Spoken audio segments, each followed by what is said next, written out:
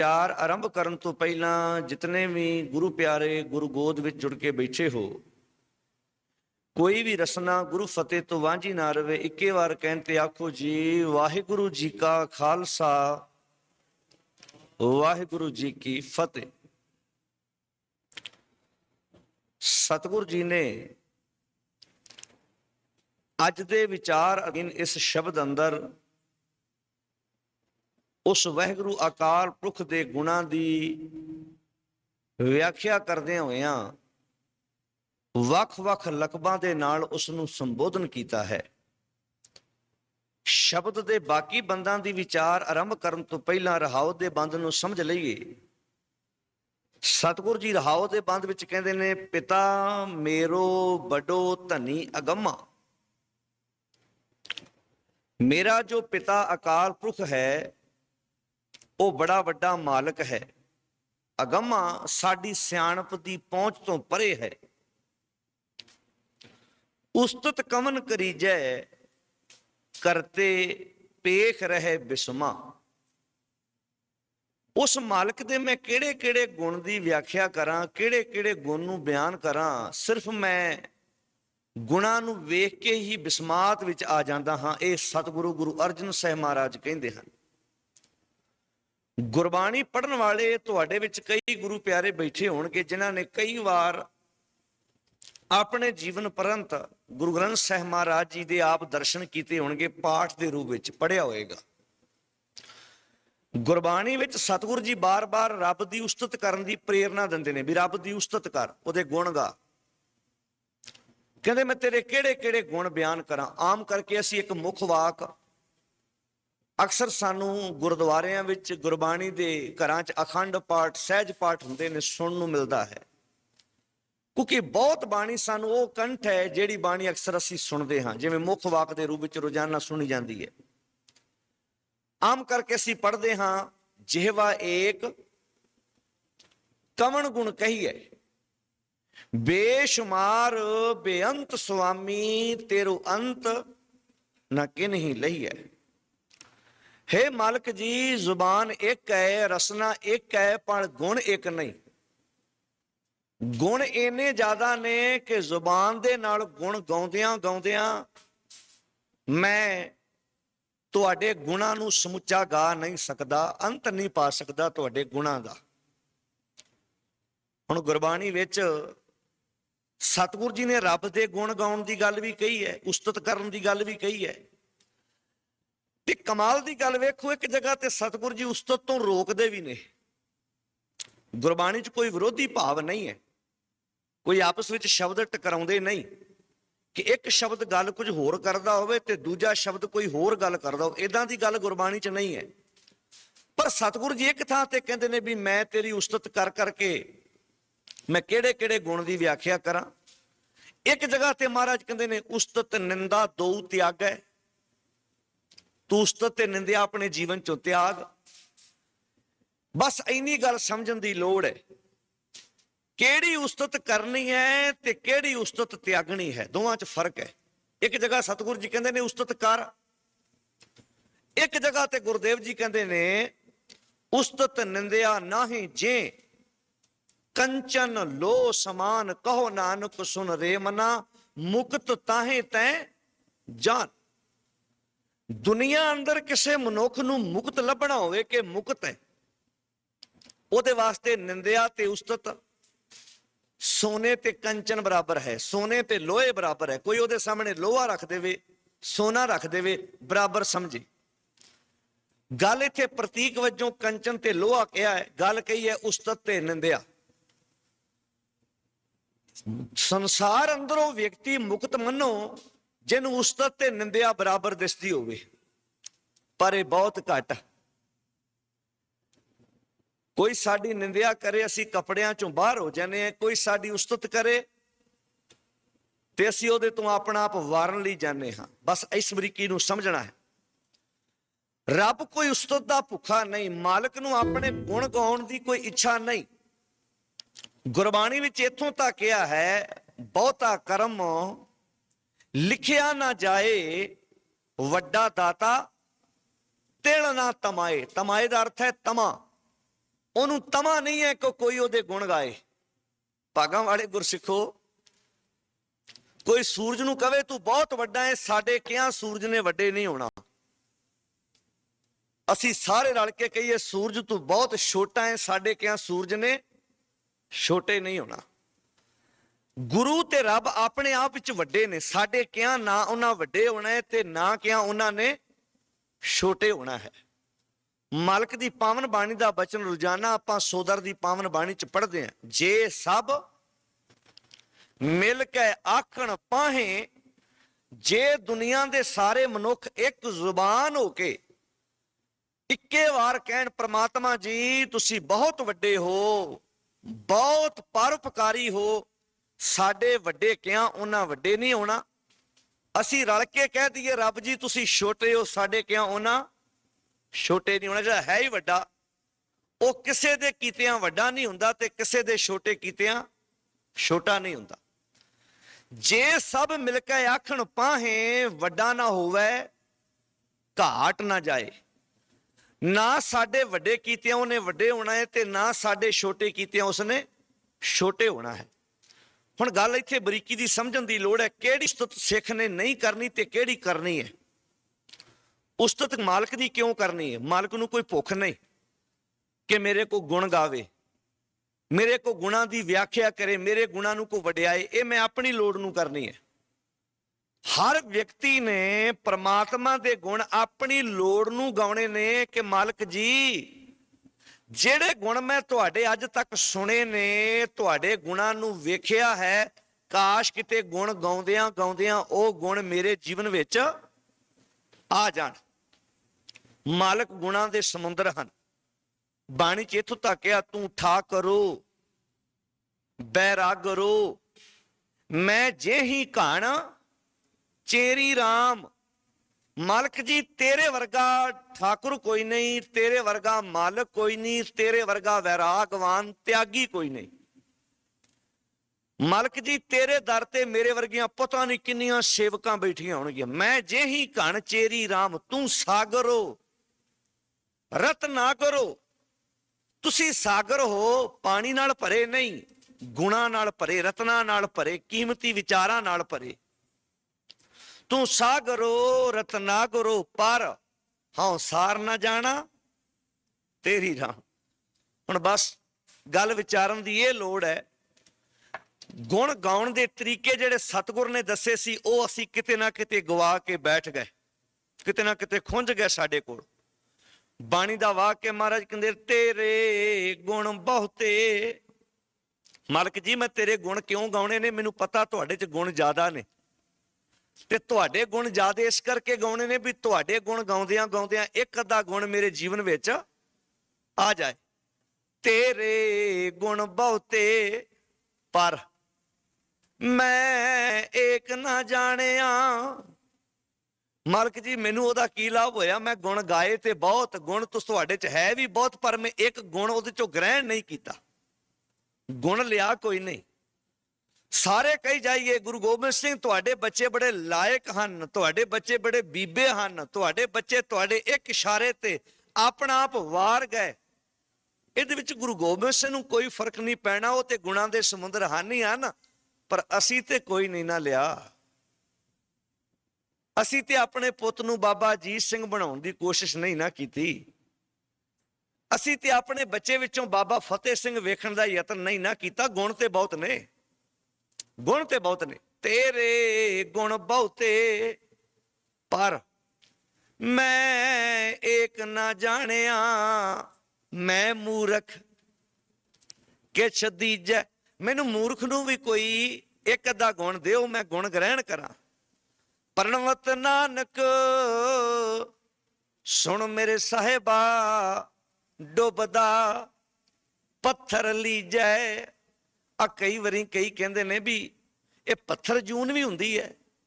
ਕਈ ਆਮ ਕਰਕੇ ਸਰੋਤੇ ਸਵਾਲ ਕਰਦੇ ਨੇ ਵੀ ਪੱਥਰ ਵੀ ਇੱਕ ਜੂਨ ਹੈ। ਸਾਨੂੰ ਇਸ ਉਲਝਣ ਚ ਪੈਣ ਦੀ ਲੋੜ ਨਹੀਂ ਵੀ ਪੱਥਰ ਜੂਨ ਹੁੰਦੀ ਕਿ ਨਹੀਂ ਹੁੰਦੀ, ਪਰ ਸਤਿਗੁਰ ਦੀ ਬਾਣੀ ਕਹਿੰਦੀ ਲੱਤਾਂ ਨਾਲ ਤੁਰਨ ਵਾਲਾ ਬੰਦਰ ਵੀ ਪੱਥਰ ਦੀ ਜੂਨ ਭੋਗ ਰਿਹਾ ਹੈ। ਜ਼ੁਬਾਨ ਨਾਲ ਬੋਲਣ ਵਾਲਾ, ਦੰਦਾਂ ਨਾਲ ਰੋਟੀ ਖਾਣ ਵਾਲਾ, ਕੰਨਾਂ ਨਾਲ ਸੁਣਨ ਵਾਲਾ, ਹੱਥਾਂ ਨਾਲ ਕੰਮ ਕਰਨ ਵਾਲਾ, ਪੈਰਾਂ ਨਾਲ ਤੁਰਨ ਵਾਲਾ ਵੀ ਪੱਥਰ ਦੀ ਜੂਨ ਭੋਗ ਰਿਹਾ। ਕਿਵੇਂ? ਪੱਥਰ ਬਾਰੇ ਇੱਕ ਗੱਲ ਪ੍ਰਚਲਿਤ ਹੈ ਕਿ ਜਿਹੜਾ ਪੱਥਰ ਹੈ ਉਹਨੂੰ ਪਾਣੀ 'ਚ ਰੱਖੋ, ਉਹਦੇ ਤੇ ਪਾਣੀ ਦਾ ਅਸਰ ਕੋਈ ਨਹੀਂ ਹੁੰਦਾ। ਜਿੰਨਾ ਮਰਜ਼ੀ ਉਹਦੇ ਤੇ ਪਾਣੀ ਪਾਈ ਜਾਓ, ਜਿੰਨਾ ਮਰਜ਼ੀ ਪਾਣੀ ਪਾਈ ਜਾਓ, ਪਰ ਪੱਥਰ ਨੂੰ ਤੋੜੋ, ਵਿੱਚੋਂ ਪੱਥਰ ਸੁੱਕੇ ਦਾ ਸੁੱਕਾ ਨਿਕਲੇਗਾ। ਮਹਾਰਾਜ ਪੱਥਰ ਹਾਂ ਮੈਂ, ਤੁਹਾਡੇ ਗੁਣ ਨੇ ਪਾਣੀ ਦੀ ਤਰ੍ਹਾਂ ਅਨੰਤ, ਮੈਂ ਡੁੱਬਿਆ ਪਿਆ ਤੁਹਾਡਿਆਂ ਗੁਣਾਂ ਦੇ ਵਿੱਚ, ਪਰ ਪੱਥਰ ਦੀ ਨਿਆਈ ਮੇਰੇ ਤੇ ਕੋਈ ਅਸਰ ਨਹੀਂ ਹੋਇਆ। ਤੇਰੇ ਗੁਣ ਬਹੁਤੇ ਮੈਂ ਏਕ ਨਾ ਜਾਣਿਆ, ਮੈਂ ਮੂਰਖ ਕਿਛ ਦੀਜੈ। ਮੈਨੂੰ ਮੂਰਖ ਨੂੰ ਇੱਕ ਦਾ ਗੁਣ ਦਿਓ, ਪੱਥਰ ਤੇ ਅਸਰ ਹੋ ਸਕੇ। ਬੰਦਾ ਹੀ ਤੁਰਦਿਆਂ ਫਿਰਦਿਆਂ ਪੱਥਰ ਦੀ ਜੂਨ ਭੋਗ ਰਿਹਾ ਹੈ, ਪੱਥਰ ਤੇ ਅਸਰ ਨਹੀਂ, ਤੇ ਬੰਦੇ ਤੇ ਕਿਹੜਾ ਅਸਰ ਹੈ? ਕਿੰਨੇ ਕਿੰਨੇ ਮਹਾਰਾਜ ਦੀ ਬਾਣੀ ਦੇ ਪਾਠ ਸੁਣ ਲੈ, ਕਿੰਨੇ ਕਿੰਨੇ ਕੀਰਤਨ ਸੁਣ ਲੈ, ਕਿੰਨੇ ਕਿੰਨੇ ਕਥਾਵਾਚਕ ਕਥਾ ਕਰਕੇ ਆਪਣੀ ਉਮਰ ਭੋਗ ਕੇ ਦੁਨੀਆ ਤੋਂ ਚਲੇ ਗਏ, ਪਰ ਪੱਥਰ ਦਾ ਪੱਥਰ ਰਿਹਾ, ਅਸਰ ਨਹੀਂ ਹੋਇਆ। ਪਹਿਲਾਂ ਦਾਦੇ ਪੜਦਾਦੇ ਬੇਈਮਾਨੀਆਂ ਕਰਦੇ ਸੀ, ਫਿਰ ਆਪ ਕਰਨ ਲੱਗ ਪਿਆ, ਪੁੱਤਰ ਵੀ ਕਰਨ ਲੱਗ ਪਏ, ਪੱਥਰ ਤੇ ਅਸਰ ਨਹੀਂ ਹੋਇਆ।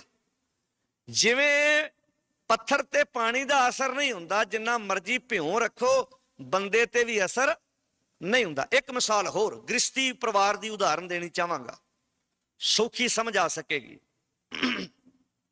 ਧੀ ਵਿਆਹੀ ਜਾਏ, ਸਹੁਰੇ ਘਰ ਚਲੀ ਜਾਏ, ਜਾ ਕੇ ਆਪਣੀ ਸੱਸ, ਦਰਾਣੀਆਂ ਜਠਾਣੀਆਂ ਪਰਿਵਾਰ ਵਿੱਚ ਬੈਠੀ ਇੱਕ ਗੱਲ ਕਵੇ, ਮੇਰੀ ਜਿਹੜੀ ਮਾਤਾ ਜੀ ਹੈ, ਮੇਰੀ ਜਿਹੜੀ ਮੰਮੀ ਜੀ ਹੈ, ਮੇਰੀ ਜਿਹੜੀ ਸੁੱਖ ਨਾਲ ਮਾਤਾ ਜੀ ਹੈ, ਉਹ ਬੜੀ ਸਿਆਣੀ ਹੈ, ਉਹਨੂੰ 10-10 ਪ੍ਰਕਾਰ ਦੀਆਂ ਸਬਜ਼ੀਆਂ ਬਣਾਉਣੀਆਂ ਆਉਂਦੀਆਂ, ਹਰ ਪ੍ਰਕਾਰ ਦਾ ਸਿਲਾਈ ਕਢਾਈ ਆਉਂਦਾ, ਹਰ ਗੁਣ ਉਹਨੂੰ ਆਉਂਦਾ। ਮੇਰੀ ਮਾਤਾ ਜੀ ਨੇ ਮੇਰੀ ਦਾਦੀ ਜੀ ਦੀ ਬੜੀ ਸੇਵਾ ਕੀਤੀ, ਬੜੀ ਸੇਵਾ ਕੀਤੀ। ਅੱਜ ਤੱਕ ਮਾਤਾ ਜੀ ਨੇ ਸੱਸ ਨੂੰ ਗਰਮ ਨਹੀਂ ਬੋਲਿਆ, ਗਲਤ ਨਹੀਂ ਬੋਲਿਆ, ਬਹੁਤ ਹੀ ਲਾਇਕ ਸਾਡੀ ਮਾਂ ਹੈ। ਬੜੇ ਮਾਤਾ ਵਿੱਚ ਗੁਣ ਹਨ, ਸਾਡੇ ਪਿਤਾ ਜੀ ਵਿੱਚ ਬੜੇ ਗੁਣ ਹਨ। ਹੁਣ ਇਹ ਧੀ ਗੱਲਾਂ ਕਵੇ ਸਹੁਰੇ ਘਰ ਜਾ ਕੇ, ਪਰ ਆਪਣੀ ਸੱਸ ਦਾ ਕਰੇ ਨਰਾਦਰ, ਆਪ ਕੋਈ ਸਿਲਾਈ ਕਢਾਈ ਨਾ ਆਉਂਦੀ ਹੋਵੇ, ਆਪ ਕੋ ਸਬਜ਼ੀ ਭਾਜੀ ਬਣਾਉਣੀ ਨਾ, ਚਾਰ ਆ ਜਾਣ ਮਹਿਮਾਨ ਤੇ ਤਾਪ ਚੜ ਜਾਏ, ਬੁਖਾਰ ਚੜ ਜਾਏ ਵੀ ਹੁਣ ਕਰੋ ਫੋਨ ਹੋਮ ਡਿਲੀਵਰੀ ਵਾਲਿਆਂ ਨੂੰ, ਹੋਟਲ ਤੋਂ ਬਣਿਆ ਬਣਾਇਆ ਖਾਣਾ ਘਰ ਆ ਜਾਏ। ਮਾਤਾ ਨੂੰ 10-10 ਸਬਜ਼ੀਆਂ ਬਣਾਉਣੀਆਂ ਆਉਂਦੀਆਂ ਸੀ, ਪਰ ਆਪ 4 ਦਾ ਬਣਾਉਣ ਲੱਗਿਆ ਫਿਕਰ ਪੈ ਗਿਆ। ਤੇ ਕੋਈ ਸਿਆਣੀ ਦਾਨੀ ਜਨਾਨੀ ਕਵੇ, ਔਰਤ ਕਵੇ, ਧੀਏ ਬੱਚੀਏ, ਹੁਣੇ 5 ਮਿੰਟ ਪਹਿਲਾਂ ਤਾਂ ਆਪਣੀ ਮਾਤਾ ਦੇ ਇੰਨੇ ਗੁਣ ਦੱਸ ਰਹੀ ਸੀ, ਉਹਨਾਂ ਗੁਣਾਂ ਦਾ ਧੀਏ ਤੈਨੂੰ ਤੇ ਕੋਈ ਲਾਭ ਨਹੀਂ ਨਾ ਹੋਇਆ। ਠੀਕ ਤੇਰੀ ਮਾਤਾ 'ਚ ਬੜੇ ਗੁਣ ਸੀ, ਪਰ ਉਹ ਗੁਣ ਤੂੰ ਤੇ ਕੋਈ ਲੈ ਕੇ ਆਪਣੇ ਨਾਲ ਸਹੁਰੇ ਘਰ ਨਹੀਂ ਨਾ ਆਈ। ਤੈਨੂੰ ਗੁਣਾਂ ਦਾ ਕੀ ਮਤਲਬ, ਤੈਨੂੰ ਗੁਣਾਂ ਦਾ ਕੀ ਭਾਵ? ਅੱਜ ਬਿਲਕੁਲ ਇਨ ਬਿਨ ਅੱਜ ਸਾਡੇ ਸਮਾਜ ਵਿੱਚ ਵੀ ਕਈ ਆਪਣਿਆਂ ਦਾਦਿਆਂ ਪੜਦਾਦਿਆਂ ਦੀਆਂ ਗੱਲਾਂ ਕਰਦੇ ਹਨ। ਸਾਡੇ ਦਾਦਾ ਜੀ ਬੜੇ ਮੋਰਚਿਆਂ 'ਚ ਗਏ, ਬੜੀਆਂ ਜੇਲਾਂ ਕੱਟੀਆਂ, ਜਦੋਂ ਪੰਜਾਬੀ ਸੂਬਾ ਬਣਿਆ ਬਹੁਤ ਜੇਲਾਂ ਵਿੱਚ ਗਏ, ਬਹੁਤ ਪੰਜਾਬੀ ਬੋਲੀ ਬਾਰੇ ਮੋਰਚੇ ਲਾਏ। ਵੈਸੇ ਅਸੀਂ ਬਹੁਤ ਉੱਚੇ ਖਾਨਦਾਨ ਨਾਲ ਸੰਬੰਧ ਰੱਖਦੇ ਹਾਂ, ਸਾਡਾ ਪਰਿਵਾਰ ਬੜੇ ਉੱਚੇ ਖਾਨਦਾਨ ਨਾਲ ਸੰਬੰਧ ਰੱਖਦਾ ਹੈ। ਸਾਡੇ ਦਾਦਾ ਜੀ ਨੂੰ ਇੰਨੀਆਂ ਬਾਣੀਆਂ ਮੂੰਹ ਜ਼ਬਾਨੀ ਕੰਠ, ਸਾਡੇ ਦਾਦਾ ਜੀ ਨੂੰ ਇੰਨੀ ਬਾਣੀ ਯਾਦ, ਸਾਡੇ ਪਿਤਾ ਜੀ ਬਹੁਤ ਬਾਣੀ ਪੜ੍ਹਿਆ ਕਰਦੇ ਸਨ, ਸਾਡੀ ਮਾਤਾ ਜੀ ਨੂੰ ਬਹੁਤ ਬਾਣੀ ਯਾਦ ਸੀ। ਕੋਈ ਪੁੱਛਣ ਵਾਲਾ ਕਵੇ ਸਾਰਿਆਂ ਨੂੰ ਬਹੁਤ ਯਾਦ ਸੀ, ਪਰ ਤੂੰ ਤੇ ਕੋਈ ਗੁਣ ਨਹੀਂ ਨਾ ਲਿਆ, ਤੂੰ ਤੇ ਖਾਲੀ ਦਾ ਖਾਲੀ ਰਿਹਾ ਨਾ। ਏਦਾਂ ਤੇ ਸ਼ਾਇਦ ਸ੍ਰੀ ਚੰਦ ਵੀ ਬਹੁਤ ਕਹਿੰਦਾ ਹੋਵੇਗਾ। ਮੇਰੇ ਪਿਤਾ ਜੀ, ਉਹਨਾਂ ਦੇ ਬਚਨ ਸੁਣ ਕੇ ਵਲੀ ਕੰਧਾਰੀ ਸੁਧਰ ਗਿਆ, ਭੂਮੀਆਂ ਚੋਰ ਸੁਧਰ ਗਿਆ, ਕੌਡਾ ਰਾਗ ਸੁਧਰ ਗਿਆ, ਨੂਰ ਸ਼ਾਹ ਜਾਦੂਗਰਨੀ ਸੁਧਰ ਗਈ, ਸਾਰੇ ਸੁਧਰ ਗਏ। ਕੋਈ ਪੁੱਛਣ ਵਾਲਾ ਕਹਿ ਸਕਦਾ ਸ੍ਰੀ ਚੰਦਾ ਸਾਰੇ ਸੁਧਰ ਗਏ, ਪਰ ਤੂੰ ਤੇ ਨਹੀਂ ਨਾ ਸੁਧਰਿਆ, ਤੂੰ ਤੇ ਆਪਣਾ ਵੱਖਰਾ ਹੀ ਪੰਥ ਚਲਾ ਕੇ ਬੈਠ ਗਿਆ। ਕੱਲ ਨੂੰ ਮੋਹਨ ਵੀ ਕਵੇ ਮੇਰੇ ਪਿਤਾ ਗੁਰੂ ਅਮਰਦਾਸ ਵਿੱਚ ਬੜੇ ਗੁਣ ਹਨ, ਕੱਲ ਨੂੰ ਦਾਤੂ ਦਾਸੂ ਵੀ ਕਹਿੰਦੇ ਹੋਣਗੇ, ਇਤਿਹਾਸ ਗਵਾਹ ਪ੍ਰਿਥੀ ਚੰਦ ਵੀ ਕਹਿੰਦਾ ਹੋਏਗਾ ਮੇਰੇ ਪਿਤਾ ਗੁਰੂ ਅਰਜਨ ਸਾਹਿਬ ਵਿੱਚ ਅਨੰਤ ਗੁਣ ਹਨ। ਪਰ ਉਹਨਾਂ ਗੁਣਾਂ ਬਾਰੇ ਕੋਈ ਸਵਾਲ ਕਰ ਸਕਦਾ ਪ੍ਰਿਥੀ ਚੰਦ ਇਹਦੇ ਵਿੱਚ ਕੋਈ ਸ਼ੱਕ ਨਹੀਂ, ਤੁਹਾਡੇ ਪਿਤਾ ਗੁਰੂ ਰਾਮਦਾਸ ਵਿੱਚ ਬਹੁਤ ਬੇਅੰਤ ਗੁਣ ਹਨ, ਪਰ ਭਲਿਆ ਤੂੰ ਤੇ ਕੋਈ ਨਹੀਂ ਨਾ ਲਿਆ। ਤੇਰੇ ਜੀਵਨ ਸ਼ੈਲੀ ਵਿੱਚੋਂ ਸਾਨੂੰ ਇੱਕ ਵੀ ਗੁਣ ਨਹੀਂ ਦਿਸਿਆ ਕਿ ਤੂੰ ਵੀ ਕੋਈ ਗੁਣ ਗ੍ਰਹਿਣ ਕੀਤਾ ਹੋਵੇ। ਗੁਣ ਤੇ ਬੜੇ ਨੇ, ਗੁਰੂ ਵਿੱਚ ਬੜੇ ਗੁਣ, ਰੱਬ ਵਿੱਚ ਬੜੇ ਗੁਣ, ਅੱਜ ਵੀ ਗੁਣ ਗਾਏ ਜਾ ਰਹੇ ਨੇ। ਗੁਣਾਂ ਨੂੰ ਜਦੋਂ ਗ੍ਰਹਿਣ ਕਰਨ ਦੀ ਗੱਲ ਆਉਂਦੀ ਹੈ ਉਦੋਂ ਪਿਛਾਂਹ ਭੱਜ ਜਾਂਦੇ। ਬਸ ਆਹ ਬਰੀਕੀ ਨੂੰ ਸਮਝਣਾ, ਗੁਣ ਗਾਉਣ ਦਾ ਅਰਥ ਕੀ ਹੈ।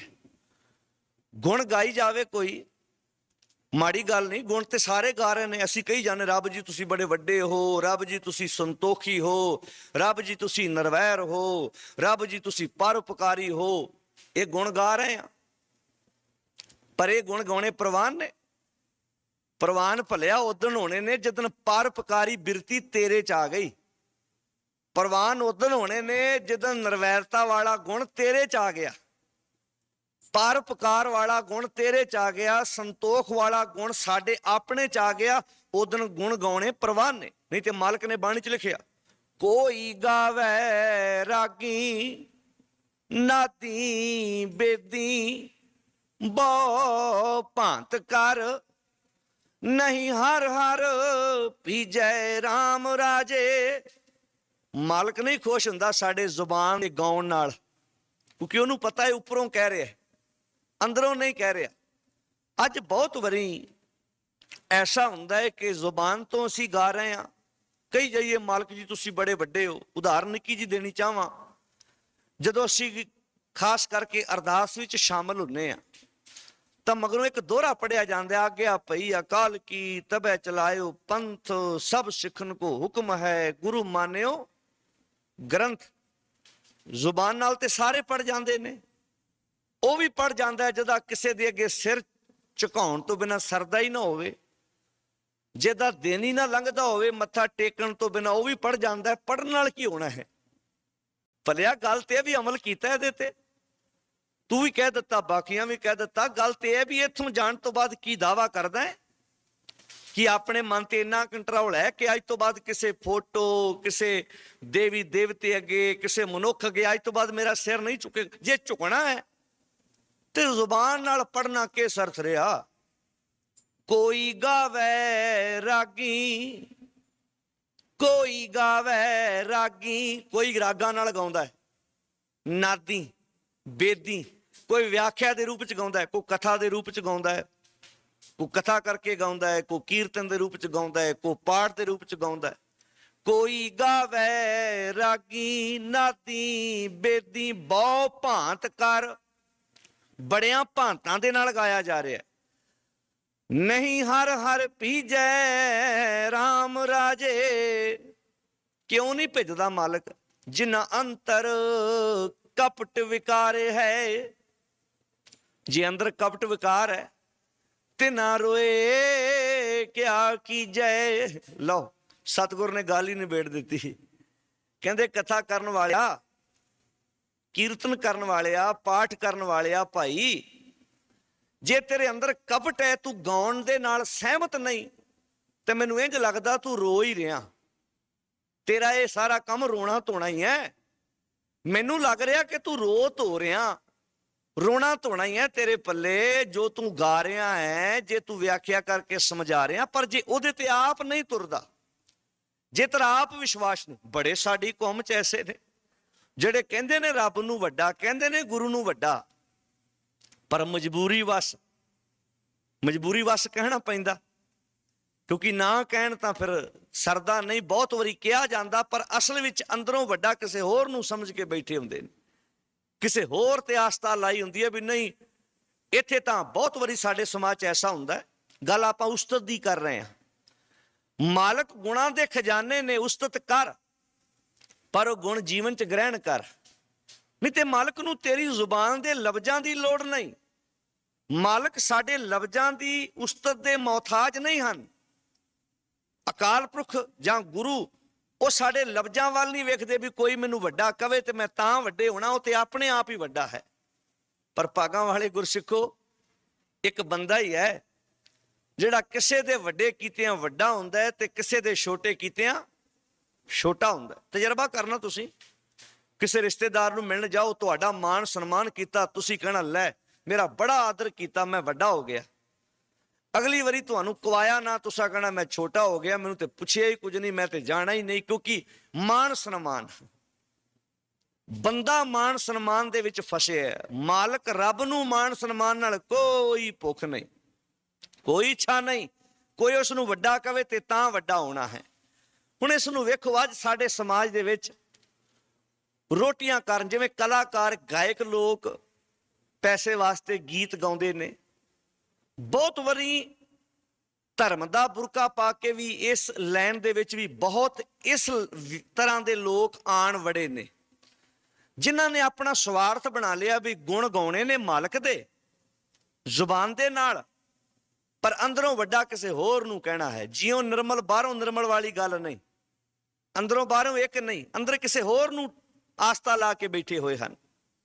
भाई साहब भाई गुरदास जी, जिन्हां दियां रचनावां कबित ते पौड़ियां वारां, जिन्हां नूं अकाल तख्त वालों पंथ प्रवानत सिख रहत मर्यादा जो 1945 विच लागू की गई सी, ਉਹਦੇ ਵਿੱਚ ਬਕਾਇਦਾ ਲਿਖਿਆ ਕਿ ਭਾਈ ਸਾਹਿਬ ਭਾਈ ਗੁਰਦਾਸ ਜੀ ਦੀਆਂ ਰਚਨਾਵਾਂ ਕਵਿਤ ਤੇ ਵਾਰਾਂ ਇਹ ਵਿਆਖਿਆ ਦੇ ਰੂਪ ਵਿੱਚ ਵਰਤੀਆਂ ਜਾ ਸਕਦੀਆਂ ਹਨ, ਵਿਆਖਿਆ ਦੇ ਰੂਪ ਵਿੱਚ, ਪਰ ਆਧਾਰ ਗੁਰਬਾਣੀ ਰਵੇ।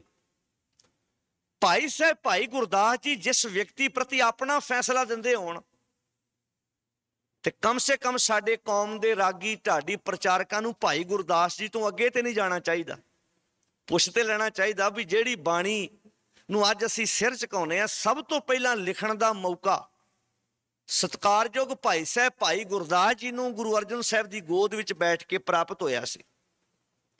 ਉਹਨਾਂ ਨੇ ਆਪਣੇ ਜੀਵਨ ਕਾਲ 'ਚ ਜਿਨ੍ਹਾਂ ਵਿਅਕਤੀਆਂ ਨੂੰ ਵੇਖਿਆ, ਨੇੜਿਓਂ ਹੋ ਕੇ ਘੋਖਿਆ, ਉਹਨਾਂ ਬਾਰੇ ਉਹਨਾਂ ਨੇ ਲਿਖਣ ਤੋਂ ਗੁਰੇਜ਼ ਨਹੀਂ ਕੀਤਾ, ਪਰਵਾਹ ਨਹੀਂ ਕੀਤੀ। ਕੁਝ ਐਸੇ ਗੁਰੂ ਪੁੱਤਰਾਂ ਦਾ ਨਾਮ ਵੀ ਲਿਆ ਜਿਹੜੇ ਰਿਸ਼ਤੇ ਵਿੱਚ ਬੜੇ ਨਜ਼ਦੀਕੀ ਸਨ, ਜਿਨ੍ਹਾਂ ਵਿੱਚ ਮੋਹਨ ਆਉਂਦਾ ਹੈ, ਜਿਨ੍ਹਾਂ ਦੇ ਵਿੱਚ ਮੋਹਰੀ ਆਉਂਦਾ ਹੈ, ਜਿਨ੍ਹਾਂ ਦੇ ਵਿੱਚ ਪ੍ਰਿਥੀ ਚੰਦ ਆਉਂਦਾ ਹੈ, ਮਹਾਦੇਵ ਆਉਂਦਾ, ਪਰ ਪਰਵਾਹ ਨਹੀਂ ਕੀਤੀ ਲਿਖਣ ਲੱਗਿਆ।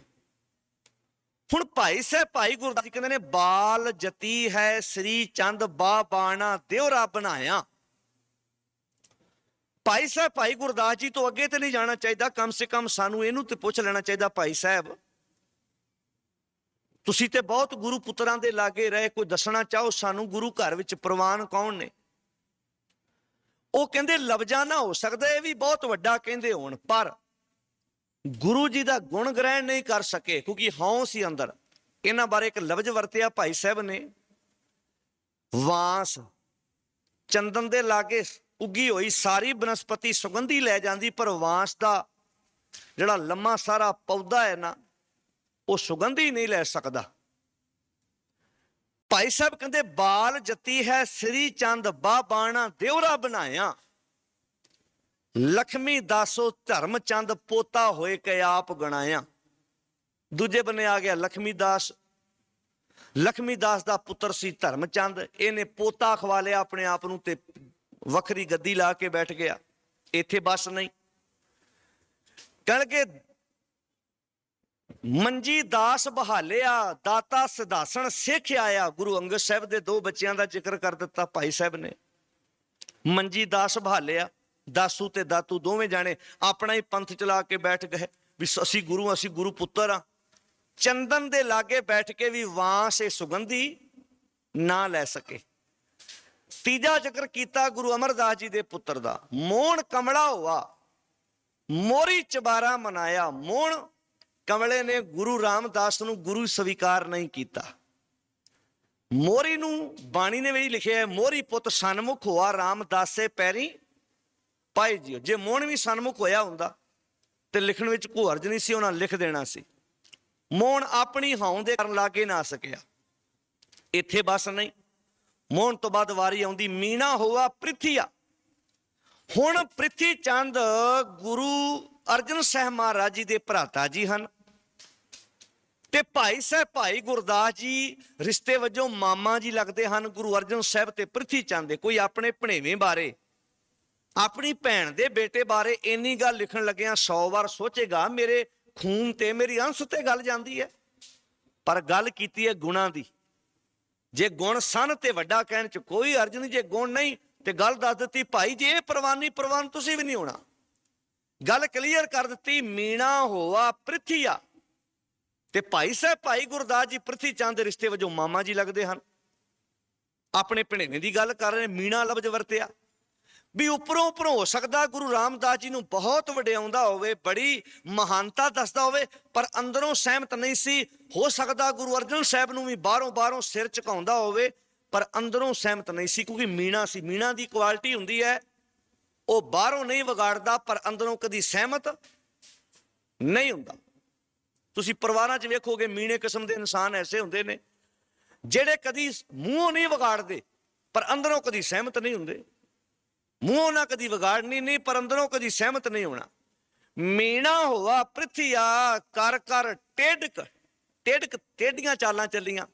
ਕਦੀ ਬਾਲਕ ਹਰਗੋਬਿੰਦ ਤੇ ਹਮਲੇ ਕਰਵਾਏ, ਕਦੀ ਬਾਹਰੋਂ ਦੁਸ਼ਮਣਾਂ ਦੇ ਨਾਲ ਗੱਠ ਜੋੜ ਕੀਤਾ। ਕਰ ਕਰ ਟੇਢਕ ਬਰਲ ਚਲਾਇਆ। ਮਹਾਦੇਵ ਅਹੰਕਾਰ ਕਰ ਬੇਮੁਖ ਕੁੱਤਾ ਭੌਂਕਾਇਆ। ਇਹ ਹੁਣ ਏਡੇ ਲਫ਼ਜ਼ ਮਹਾਦੇਵ ਵੀ ਭਾਈ ਗੁਰਦਾਸ ਜੀ ਦੇ ਰਿਸ਼ਤੇ ਵਜੋਂ ਭਣੇਵੇਂ ਜੀ ਲੱਗਦੇ ਹਨ। ਕਹਿੰਦੇ ਮਹਾਦੇਵ ਅਹੰਕਾਰ ਕਰ ਬੇਮੁਖ ਕੁੱਤਾ ਭੌਂਕਾਇਆ। ਕਹਿੰਦੇ ਇੱਥੇ ਬਸ ਨਹੀਂ, ਚੰਦਨ ਵਾਸ ਨਾ ਵਾਸ ਬੁਹਾਇਆ। ਇਹ ਬੰਦੇ, ਇਹ ਵਿਅਕਤੀ ਗੁਰੂ ਚੰਦਨ ਦੇ ਕੋਲ ਰਹਿ ਕੇ ਵਾਂਸ ਦੀ ਤਰ੍ਹਾਂ ਸੁਗੰਧੀ ਨਹੀਂ ਲੈ ਸਕੇ। ਹੁਣ ਇਹ ਫੈਸਲਾ ਭਾਈ ਸਾਹਿਬ ਦਾ, ਪਰ ਸਾਡੇ 4 ਛਿਲੜਾਂ ਦੇ ਕਾਰਨ, 4 ਪੈਸਿਆਂ ਦੇ ਕਾਰਨ ਬਹੁਤ ਵੱਡੇ ਪੱਧਰ ਤੇ ਅੱਜ ਉਹਨਾਂ ਦੇ ਜਨਮ ਦਿਨ ਬਾਬਾ ਅਜੀਤ ਸਿੰਘ ਨਾਲੋਂ ਵੱਡੇ ਪੱਧਰ ਤੇ ਮਨਾਏ ਜਾਂਦੇ ਨੇ। ਜਿਹੜੇ ਵਾਂਸ ਹੋ ਕੇ ਗੁਰੂ ਚੰਦਨ ਦੇ ਕੋਲੋਂ ਸੁਗੰਧੀ ਨਾ ਲੈ ਸਕੇ। ਸ਼ਾਇਦ ਬਾਬਾ ਅਜੀਤ ਸਿੰਘ ਜਿਹੜੇ ਚਮਕੌਰ ਦੀ ਗੜ੍ਹੀ ਵਿੱਚ ਸ਼ਹਾਦਤ ਦਾ ਜਾਮ ਪੀਂਦੇ ਨੇ, ਦਾਤਾਰ ਜੀ ਆਪਣੇ ਬੱਚਿਆਂ ਦੀਆਂ, ਆਪਣੇ ਸਾਹਿਬਜ਼ਾਦਿਆਂ ਦੀਆਂ ਲਾਸ਼ਾਂ ਲਾਗੋਂ ਦੀ ਗੁਜ਼ਰ ਜਾਂਦੇ ਹਨ। ਉਹਨਾਂ ਦੇ ਸ਼ਹੀਦੀ ਪੁਰਬ ਤੇ ਜਾਣ ਲੱਗਿਆਂ, ਉਹਨਾਂ ਦੀ ਵਿਆਖਿਆ ਕਰਨ ਲੱਗਿਆਂ, ਸ਼ਾਇਦ ਜ਼ੁਬਾਨ ਕੰਬਦੀ, ਅਰਦਾਸ ਬਣਾਉਣ ਲੱਗਿਆਂ ਵੀ ਨਾ ਪੰਥ ਨੇ 4 ਦਾ ਹੀ ਜ਼ਿਕਰ ਕੀਤਾ, 5 ਪਿਆਰਿਆਂ 4 ਸਾਹਿਬਜ਼ਾਦੇ। ਹੁਣ ਕੋਈ ਸਵਾਲ ਕਰ ਸਕਦਾ ਬਾਕੀ ਤੇ ਵੀ ਗੁਰੂ ਸਾਹਿਬਜ਼ਾਦਿਆਂ ਦੇ, ਉਹਨਾਂ ਦੇ ਵੀ ਬੱਚੇ ਸਨ, ਬਾਕੀ ਵੀ ਗੁਰੂਆਂ ਦੇ ਬੜੇ ਪੁੱਤਰ ਸਨ, ਪਰ ਅਰਦਾਸ ਵਿੱਚ 4 ਦਾ ਜ਼ਿਕਰ ਕਿਉਂ ਕੀਤਾ? ਕਿਉਂਕਿ 4 ਨੂੰ ਕਹਿਣਾ ਨਹੀਂ ਪਿਆ ਤੁਸੀਂ ਤਿਆਰ ਹੋਵੋ। ਤਿਆਰੀ ਇੰਨੀ ਕੀਤੀ ਸੀ,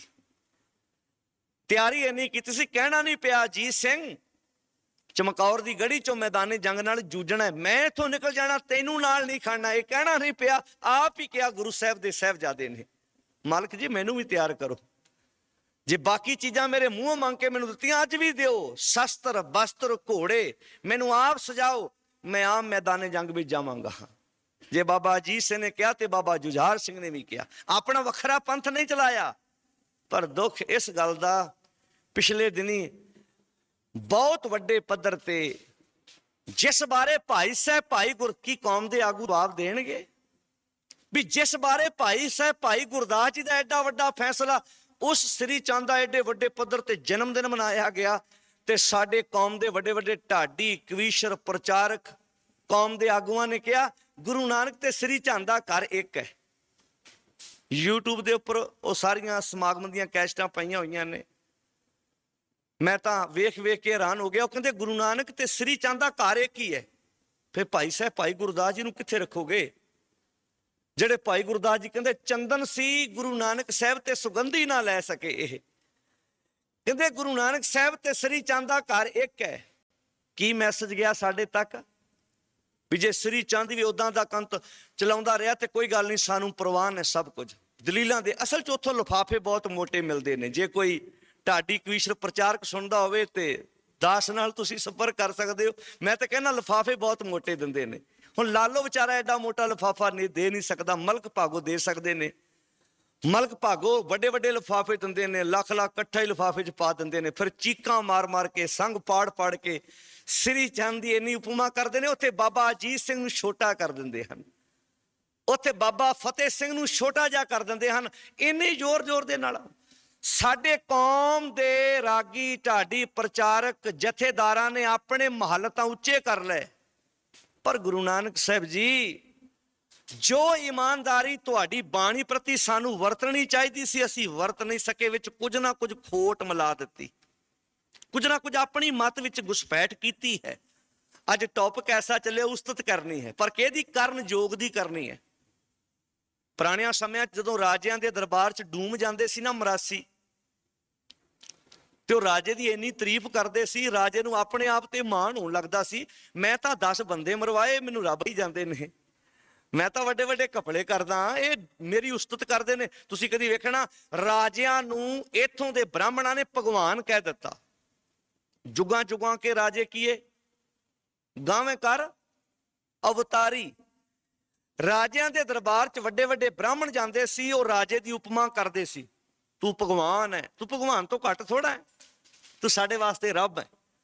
ਹੁਣ ਉਸ ਬੰਦੇ ਨੂੰ ਪਤਾ ਹੁੰਦਾ ਸੀ ਮੈਂ ਰੱਬ ਕਿੱਥੇ ਆ, ਮੈਂ ਤੇ ਆਮ ਬੰਦਾ ਵਾਂ, ਮੈਂ ਤਾਂ ਬੇਈਮਾਨੀ ਵੀ ਕਰਦਾ ਵਾਂ, ਘਪਲੇ ਵੀ ਕਰਦਾ ਵਾਂ, ਮਾੜੇ ਕੰਮ ਵੀ ਕਰਦਾ। ਪਰ ਜੇ ਇਹ ਮੈਨੂੰ ਕਹਿ ਰਹੇ ਤੇ ਕੋਈ ਹਰਜ ਨਹੀਂ, ਕਹੀ ਜਾਓ ਭਾਈ ਮੈਂ ਰੱਬ ਹੋਵਾਂਗਾ, ਇਦਾਂ ਦਾ ਹੀ ਰੱਬ ਹੋਏਗਾ ਸ਼ਾਇਦ। ਅਸੀਂ ਜਿੱਦਾਂ ਦੇ ਆਪ ਉਦਾਂ ਦਾ ਰੱਬ ਬਣਾ ਲਿਆ, ਜਿੱਦਾਂ ਦੀ ਆਪਣੀ ਸੋਚ ਸੀ ਉਦਾਂ ਦਾ ਪ੍ਰਮਾਤਮਾ ਬਾਰੇ ਮਿਥ ਲਿਆ। ਪ੍ਰਮਾਤਮਾ ਸਾਡੇ ਵਰਗਾ ਨਹੀਂ, ਪ੍ਰਮਾਤਮਾ ਨਿਰਵੈਰ ਹੈ। ਉਹ ਗੁਣ ਨੇ ਜਿਹੜੇ ਗੁਣ ਸਿੱਖ ਨੇ ਆਪਣੇ ਜੀਵਨ ਦੇ ਵਿੱਚ ਧਾਰਨ ਕਰਨੇ ਹਨ। ਅਸੀਂ ਕਿਤੇ ਨਾ ਕਿਤੇ ਆਪਣੇ ਅੰਦਰ ਇਹ ਸੁਰਤ ਪਾੜ ਕੇ ਬੈਠ ਕੇ ਜਿੱਥੇ ਮਰਜੀ, ਜਿਵੇਂ ਕਲਾਕਾਰ ਨੂੰ ਜਿੱਥੇ ਮਰਜੀ ਲੈ ਜਾਓ ਗੀਤ ਗਾਉਣ ਦਾ ਉਹਦਾ ਤੇ ਪੇਸ਼ਾ ਬਣ ਗਿਆ, ਇਦਾਂ ਦਾ ਸਿਸਟਮ ਸਾਡਾ ਵੀ ਬਣ ਗਿਆ। ਚਾਹੇ ਤੇ ਗੱਲ ਵਿੱਚ ਫਰਕ ਨਾ ਹੋਵੇ, ਕੋਈ ਹਰਜ ਨਹੀਂ, ਮੈਂ ਕਹਿੰਦਾ ਜਾਣਾ ਚਾਹੀਦਾ, ਕੋਈ ਹਰਜ ਨਹੀਂ। ਗੁਰੂ ਨਾਨਕ ਸਾਹਿਬ ਮੱਕੇ ਗਏ ਨੇ, ਗੁਰੂ ਨਾਨਕ ਸਾਹਿਬ ਜਗਨਨਾਥਪੁਰੀ ਗਏ ਨੇ, ਗੁਰੂ ਨਾਨਕ ਸਾਹਿਬ ਸੁਲਤਾਨਪੁਰ ਗਏ ਨੇ, ਹਰ ਉਹਨਾਂ ਥਾਵਾਂ ਤੇ ਗਏ ਜਿੱਥੇ ਮਨਮਤ ਤੋਂ ਸਿਰੇ ਦੀ ਮਨਮਤ ਹੁੰਦੀ ਸੀ, ਪਰ ਆਪਣੀ ਗੱਲ ਵਿੱਚ ਫਰਕ ਨਹੀਂ ਪਾਇਆ, ਆਪਣੇ ਗੱਲ ਕਹਿਣ ਦੇ ਤਰੀਕੇ 'ਚ ਫਰਕ ਨਹੀਂ ਪਾਇਆ। ਤਰੀਕਾ ਹੋ ਸਕਦਾ ਬਦਲਵਾ ਹੋਵੇ, ਪਰ ਸਿਧਾਂਤ ਉਹ ਰੱਖਿਆ। ਜੇ ਮੱਕੇ ਗਏ, ਫਿਰ ਬਾਬਾ ਮੱਕੇ ਗਿਆ, ਨੀਲ ਬਸਤਰ ਧਾਰੇ ਬਨਵਾਰੀ, ਆਸਾ ਹੱਥ ਕਿਤਾਬ ਕਸ਼, ਕੂੰਜਾਂ ਵਾਂਗ ਮੁਸੱਲਾ ਤਾਰੀ, ਬੈਠਾ ਜਾਏ ਮਸੀਤ ਵਿੱਚ ਜਿੱਥੇ ਹਾਜੀ ਹੱਜ ਗੁਜ਼ਾਰੀ। ਗੁਰੂ ਸਾਹਿਬ ਮੱਕੇ ਜਾਂਦੇ ਨੇ, ਨੀਲੇ ਬਸਤਰ ਵੀ ਪਾਉਂਦੇ ਨੇ, ਉਹਨਾਂ ਵਰਗਾ ਪਹਿਰਾਵਾ ਵੀ ਪਾਉਂਦੇ ਨੇ, ਪਰ ਸਿਧਾਂਤ ਆਪਣਾ, ਵਿਚਾਰ ਆਪਣੀ ਦਿੰਦੇ ਹਨ। ਕੈਪਸੂਲ ਭਾਵੇਂ ਬਾਹਰ ਵੱਖਰਾ ਸੀ ਦਿਸਦਾ, ਪਰ ਅੰਦਰ ਜਿਹੜੀ ਡੋਜ਼ ਦਿੰਦੇ ਸਨ, ਵਿਚਾਰ ਦਿੰਦੇ ਸਨ, ਉਹ ਅਕਾਲ ਪੁਰਖ ਨਾਲ ਜੋੜਨ ਵਾਲੀ ਸੀ। ਪਰ ਅੱਜ ਫਰਕ ਪੈ ਗਿਆ। ਫਰਕ ਇਹ ਪੈ ਗਿਆ, ਇੱਕ ਵਿਅਕਤੀ ਸਾਹਮਣੇ ਬੈਠਾ, ਉਹਦੀ ਇੰਨੀ ਉਸਤਤ, ਇੰਨੀ ਤਾਰੀਫ, ਉਹਨੂੰ ਪ੍ਰਮਾਤਮਾ ਹੀ ਕਹਿ ਦਿੱਤਾ, ਤੂੰ ਹੀ ਰੱਬ ਹੈ। ਕਈ ਵਾਰੀ ਤਾਂ ਜਿਹੜੀ ਗੱਲ ਸਤਿਗੁਰ ਨੇ ਕਹੀ ਹੈ ਨਾ, ਉਸਤਤ ਨਿੰਦਾ ਦੋ ਤਿਆਗੈ, ਖੋਜੇ ਪਦ ਨਿਰਬਾਨਾ, ਜਨ ਨਾਨਕੇ ਖੇਲ ਕਠਨ ਹੈ, ਕਿਨਹੂ ਗੁਰਮੁਖ ਜਾਨਾ। ਕਿਹੜੀ ਉਸਤਤ ਤਿਆਗਣੀ ਹੈ? ਭਾਵ ਕਿ ਬੰਦੇ ਵਿੱਚ ਗੁਣ ਕੋਈ ਨਾ ਹੋਵੇ, ਤੂੰ ਉਹਦੀ ਉਸਤਤ ਕਰੇ। ਇਹ ਹੈ ਚਾਪਲੂਸੀ, ਇਹ ਹੈ ਸਿਰੇ ਦੀ ਖੁਸ਼ਾਮਦ। ਬੰਦਾ ਉਸ ਗੁਣਾਂ ਦਾ ਮਾਲਕ ਨਹੀਂ, ਉਹਦੇ ਵਿੱਚ ਗੁਣ ਕੋਈ ਨਹੀਂ, ਪਰ ਕੇਵਲ ਉਹਦੇ ਘਰੋਂ 4 ਛਿੱਲੜ ਲੈਣ ਵਾਸਤੇ ਉਹਦੀ ਇੰਨੀ ਕੁ ਤਾਰੀਫ ਕਰ ਜਾਣੀ, ਉਹਨੂੰ ਇੰਝ ਸ਼ੱਕ ਲੱਗਣਾ ਕਿ ਵਾਕਈ ਮੈਂ ਭਗਵਾਨ ਹੋਵਾਂਗਾ, ਵਾਕਿਆ ਰੱਬ ਦੇ ਦਰ ਤੇ ਇਦਾਂ ਦੀ ਹੁੰਦੀ ਹੈ। ਜੇ ਗੁਰੂ ਨਾਨਕ ਸਾਹਿਬ ਮਹਾਰਾਜ ਕਾਜੀ ਮੁਲਾਣਿਆਂ ਨੂੰ ਹਿਲਾ ਕੇ ਰੱਖ ਦਿੰਦੇ ਨੇ, ਤੁਸੀਂ ਗਲਤ ਹੋ। ਕਿ ਗੁਰੂ ਨਾਨਕ ਸਾਹਿਬ ਨੇ ਬਾਬਰ ਦੇ ਹੱਕ 'ਚ ਗੱਲ ਕਹੀ ਸੀ, ਬਾਬਰ ਤੂੰ ਤੇ ਰੱਬ ਹੈ, ਤੇਰੇ ਵਰਗਾ ਰਾਜ ਭਾਗ ਤੇ ਸਾਰਿਆਂ ਦਾ ਹੋਣਾ ਚਾਹੀਦਾ ਹੈ। ਨਹੀਂ ਕਿਹਾ ਮਹਾਰਾਜ ਨੇ। ਬਾਬਰ ਨੂੰ ਜਾਬਰ ਕਿਹਾ। ਅੱਜ ਤੱਕ ਸਟੇਜਾਂ ਤੇ ਵੀ ਸੁਣਾਉਨੇ ਆਪਾਂ, ਬੋਲਦੇ ਵੀ ਆ, ਅੱਜ ਤੱਕ ਸੁਣਿਆ ਵੀ ਹੈ, ਪਰ ਅੱਜ ਬਾਬਰ ਨੂੰ ਜਾਬਰ ਕਹਿਣ ਵਾਲਾ ਕਿੱਥੇ ਗਿਆ? ਬਾਣੀ ਤੇ ਗੁਰੂ ਨਾਨਕ ਦੀ ਪੜ੍ਹੀ ਜਾਂਦੀ ਹੈ, ਗੁਰੂ ਗ੍ਰੰਥ ਸਾਹਿਬ ਦਾ ਸਿਧਾਂਤ ਤੇ ਪੜ੍ਹਿਆ ਜਾਂਦਾ। ਕਿੰਨੇ ਬਾਬਰ, ਉਦੋਂ ਤੇ ਬਾਬਰ ਬਾਹਰ ਆਉਂਦਾ ਸੀ, ਹੁਣ ਬਾਬਰ ਨੂੰ ਬਾਹਰੋਂ ਆਉਣ ਦੀ ਲੋੜ ਥੋੜਾ ਹੈ। ਇੱਥੇ ਰਾਜਨੀਤਿਕ ਬੰਦਾ ਵੀ ਬਾਬਰ ਬਣ ਗਿਆ, ਧਾਰਮਿਕ ਬੰਦਾ ਵੀ ਬਾਬਰ ਬਣ ਗਿਆ, ਪਤਾ ਨਹੀਂ ਕਿੰਨੇ ਬੰਦੇ। ਬਾਬਰ ਵੀ ਪਾਪ ਦੀ ਜੰਜ ਲੈ ਕੇ ਆਉਂਦਾ ਸੀ, ਪਾਪ ਦੀ ਜੰਜ ਅੱਜ ਘਰ ਘਰ ਬੈਠੀ ਹੈ। ਪਾਪ ਕੀ ਜੰਜ ਲੈ, ਕਾਬਲ ਨੂੰ ਧਾਇਆ, ਜੋਰੀ ਮੰਗੈ ਦਾਨ ਵੇ ਲਾ ਲੋ। ਵੱਡੇ ਵੱਡੇ ਪੁਲਿਸ ਅਫਸਰ, ਜੱਜ, ਵਕੀਲ ਕਿੱਥੇ ਕਿੱਥੇ ਆਣ ਕੇ ਸੋਚ ਬੈਠ ਗਈ। ਕੋਈ ਕਿਸੇ ਘਪਲੇ 'ਚ ਫੜਿਆ ਜਾਂਦਾ, ਕੋਈ ਕਿਸੇ ਘਪਲੇ 'ਚ ਫੜਿਆ ਜਾਂਦਾ। ਕਿੱਥੇ ਚਲਾ ਗਿਆ ਕੰਮ? ਕਦੀ ਸੋਚ ਕੇ ਵੇਖਿਆ? ਸਤਿਗੁਰ ਨੇ ਨਿਰੰਕਾਰ ਦੇ ਗੁਣ ਗਾਉਣ ਦੀ ਗੱਲ ਕੀਤੀ ਸੀ। ਉਸਤਤ ਕਰ, ਤੂੰ ਉਹਦੀ ਵਡਿਆਈ ਕਰ, ਉਹਦੀ ਮਹਿਮਾ ਕਰ, ਪਰ ਕਿਹਦੀ? ਜਿਹੜਾ ਗੁਣਾਂ ਦਾ ਮਾਲਕ ਹੈ, ਜਿਹੜੇ ਗੁਣਾਂ ਨੂੰ ਸਮਝ ਕੇ ਵਿਚਾਰ ਕੇ ਸਿੱਖ ਨੇ ਬਾਣੀ ਨੂੰ ਪੜ੍ਹਨਾ ਸੀ, ਵਿਚਾਰਨਾ ਸੀ। ਇੱਕ ਸ਼ਬਦ, ਅੱਧਾ ਸ਼ਬਦ, 2 ਤੁਕਾਂ, ਜਿੰਨਾ ਵੀ ਸਮਾਂ ਲੱਗਦਾ ਪੜ੍ਹਨਾ ਵਿਚਾਰਨਾ ਸੀ। ਅੱਜ ਲਾਲਚ ਵਸ ਬਾਣੀ ਪੜ੍ਹੀ ਜਾ ਰਹੀ ਹੈ। ਮੈਨੂੰ ਮਾਫ ਕਰਨਾ, ਲਾਲਚ ਵਸ ਪਦਾਰਥ ਚਾਹੀਦਾ, ਇਹ ਸ਼ਬਦ ਪੜ੍ਹਨਾ ਹੈ, ਆਹ ਚੀਜ਼ ਚਾਹੀਦੀ, ਆਹ ਸ਼ਬਦ ਪੜ੍ਹਨਾ। ਜੀਵਨ ਸਵਾਰਨ ਵਾਸਤੇ ਨਹੀਂ। ਜਿੱਦਣ ਮਿਲ ਗਿਆ ਆ ਕਈ ਮੇਰੀਆਂ ਭੈਣਾਂ ਪਾਠ ਕਰਦੀਆਂ ਨੇ, ਪੁੱਛੋ ਕਿਉਂ ਕਰਦੀਆਂ? ਪੁੱਤਰ ਦੀ ਦਾਤ ਮਿਲੇਗੀ। ਜ਼ਰੂਰ ਪੜ੍ਹਨਾ ਚਾਹੀਦਾ ਹੈ। ਜਿੱਦਣ ਪੁੱਤਰ ਹੋ ਗਿਆ ਫਿਰ ਗੁਟਕਾ ਕਿਤੇ ਪੋਥੀ ਪਾਸੇ ਰੱਖ ਦੇਣੀ ਹੈ। ਹੁਣ ਮਹਾਰਾਜ ਫੇਰ ਆਵਾਂਗੇ ਜਦੋਂ ਵਿਆਹੁਣਾ ਹੋਇਆ, ਜਦੋਂ ਵਿਆਹੁਣਾ ਆਇਆ ਫੇਰ ਆਵਾਂਗੇ। ਹੁਣ ਇੱਕ ਵਾਰੀ ਲੈ ਲਈ ਤੁਹਾਡੇ ਕੋਲੋਂ ਵਸਤੂ, ਫਿਰ ਕੀ ਲੋੜ ਹੈ ਆਪਾਂ ਨੂੰ? ਕਿੰਨੇ ਸਵਾਰਥੀ ਹੋ ਗਏ। ਜਿਵੇਂ ਬੰਦਾ ਬੰਦੇ ਕੋਲ ਮਤਲਬ ਵਾਸਤੇ ਆਉਂਦਾ ਹੈ, ਬਹੁਤ ਵਾਰੀ ਗੁਰੂ ਨੂੰ ਅਸੀਂ ਸਵਾਰਥ ਵਾਸਤੇ, ਕੱਲੇ ਰਾਜਨੀਤਿਕ ਬੰਦੇ ਸਵਾਰਥ ਵਾਸਤੇ ਨਹੀਂ ਵਰਤਦੇ, ਅਸੀਂ ਵੀ ਵਰਤਦੇ ਹਾਂ। ਕੱਲੇ ਡੇਰੇਦਾਰ ਨਹੀਂ ਵਰਤਦੇ, ਹਰ ਬੰਦਾ ਵਰਤਦਾ ਹੈ। ਜਿੱਥੋਂ ਤੱਕ ਜਿੱਥੇ ਦੀ ਕਿਸੇ ਬੰਦੇ ਦੀ ਪਹੁੰਚ ਹੈ। ਆ ਤੁਹਾਨੂੰ ਪਤਾ ਹੈ, ਤੁਸੀਂ ਕੱਲ ਦੀ ਅਖਬਾਰ ਪੜ੍ਹੀ ਹੋਣੀ ਹੈ, 35 ਅਖੰਡ ਪਾਠ ਕੀਤੇ ਹੀ ਨਹੀਂ। ਉਹਨਾਂ ਅਖੰਡ ਪਾਠਾਂ ਦੇ ਘਰੋਂ ਹੀ ਹੁਕਮਨਾਮੇ ਬਣਾ ਕੇ ਭੇਜ ਦਿੱਤੇ।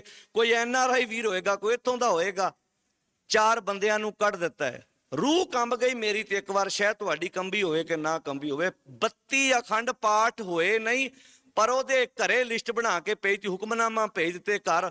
ਉਹਦੇ ਵਿੱਚ ਮੈਨੇਜਰ ਕੱਢ ਦਿੱਤਾ ਹੈ, ਮੁਅੱਤਲ ਕਰ ਦਿੱਤਾ ਹੈ, 3 ਗ੍ਰੰਥੀ ਮੁਅੱਤਲ ਕਰ ਦਿੱਤੇ ਨੇ। ਪਰ ਕਰਾਉਣ ਵਾਲਾ ਕੌਣ ਹੈ?